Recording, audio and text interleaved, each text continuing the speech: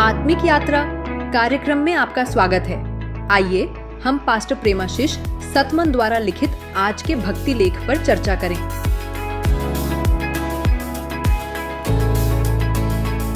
Praise the Lord. आज हम pastor प्रेमाशीष सतमन के लेखन विनम्रता स्वार्थ पर विजय, इसके कुछ खास हिस्सों पर थोड़ी गहराई से बात करेंगे। Praise the Lord. हाँ बिल्कुल। आज के जमाने में जहाँ हर कोई इतना आत्म केंद्रित है, मैं मेरा, तो सवाल ये उठता है कि क्या सच में विनम्र होना मुमकिन भी है? ये वाकई एक बड़ा सवाल है आजकल। तो इस बातचीत का मकसद यही है कि हम समझें इस पाठ के नजरिए से कि भाई अहंकार और हमारे झगड़ों में क्या कनेक्शन है और कैसे विनम्रता से शांति मिल सकती है। बिल्कुल। और ये कनेक्शन काफी सीधा बताया गया है इसमें। हाँ, जैसे शुरुआत नीति वचन 13:10 से होती है। लिखा है, अहंकार से केवल झगड़े रगड़े होते हैं, परंतु जो सलाह मानते हैं उनमें बुद्धि होती है। तो क्या वाकई मतलब हमारे सारे झगड़ों की वजह सिर्फ और सिर्फ अहंकार है? ये थोड़ा सोचने वाली बात है। हाँ, सोचने वाली बात तो है। चलिए इसको थोड़ा खोलते हैं। ये अहंकार या स्वार्थीपन कहें, ये असल में है क्या? हाँ, तो स्रोत जो बताता है वो दिलचस्प है। ये सिर्फ मतलब खुद को दूसरों से बेहतर समझना नहीं है। अच्छा। नहीं, स्वार्थीपन का मतलब है खुद को हर चीज का सेंटर मान लेना। अपनी इच्छाएं, अपनी जरूरतें, अपने जज्बात, सब कुछ सबसे ऊपर। हाँ, सबसे ऊपर, दूसरों से पहले। जैसे हर फैसले में यही सोचना कि मेरे लिए इसमें क्या है। समझ गई। अच्छा, पाठ में मूसा का उदाहरण भी है जो बहुत दमदार है। गिनती 12.2 में। हाँ, मूसा का। जब उनके अपने भाई बहन ही उनकी बुराई कर रहे थे, मूसा ने, जिन्हें बाइबल कहती है पृथ्वी पर सबसे नम्र व्यक्ति, उन्होंने बदला नहीं लिया, बल्कि उनके लिए प्रार्थना की।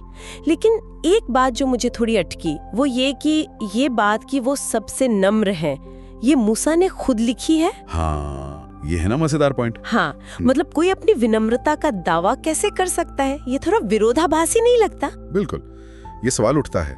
लेकिन स्रोत के अनुसार मूसा का उदाहरण ये दिखाता है कि सच्ची विनम्रता का मतलब ये नहीं कि आप अपनी अच्छाइयों को या जो परमेश्वर ने आपको दिया है उसे नकार दें। अच्छा। ये असल में खुद में खोए न रहने के बारे में है, चाहे वो खुद को बहुत महान समझने वाला भाव हो या फिर बहुत हीन समझने वाला भी। हाँ, ये दिलचस्प है। स्रोत इशारा करता है कि आत्मकेंद्रितता कई बार बहुत ज्यादा शर्मीलेपन या खुद की आलोचना करने के रूप में भी दिख सकती है। अरे वो कैसे? क्योंकि दोनों ही मामलों में व्यक्ति का पूरा ध्यान किस पर है? खुद पर ही है। या तो अपनी कथित महानता पर या अपनी कथित कमियों पर। ध्यान परमेश्वर या दूसरों की सेवा से हटकर सिर्फ मैं पर अटक जाता है। अच्छा, तो मतलब विनम्रता खुद को भूलना नहीं है, बल्कि खुद में ही डूबे रहने से बचना है, चाहे वो पॉजिटिव सोच हो या नेगेटिव। बिल्कुल सही, पॉइंट यही है। तो अगर हम उस पहले वाले विचार पर वापस जाएं कि अहंकार ही सब झगड़ों की जड़ है, तो क्या इसका मतलब ये हुआ कि हमारी ज्यादातर जो तकलीफ है, जो गुस्सा है, वो दूसरों के करने से ज्यादा हमारी अपनी आत्म केंद्रित सोच का नतीजा है? हाँ, स्रोत इसी तरफ इशारा कर रहा है। हमारी प्रतिक्रियाएं, हमारा रिएक्शन। और यहीं पर, जैसा पाठ में बताया गया है, यीशु का उदाहरण बहुत मायने रखता है। हाँ, यीशु का। जब उन्हें सूली पर चढ़ाया जा रहा था, कितनी पीड़ा में थे वो। हाँ। फिर भी उन्होंने उन लोगों के लिए माफी मांगी जो उन्हें तकलीफ दे रहे थे। हाँ, ये तो अद्भुत है। पाठ कहता है ये इसलिए मुमकिन हुआ क्योंकि उनका फोकस खुद पर नहीं था, वो आत्म केंद्रित नहीं थे।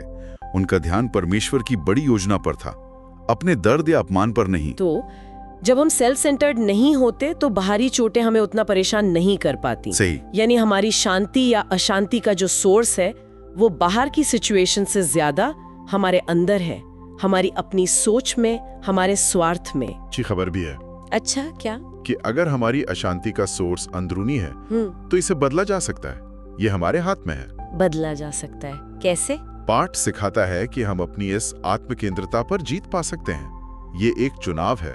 हम चुन सकते हैं कि परमेश्वर, उसके राज्य और दूसरों को खुद से ज्यादा प्रेम करें।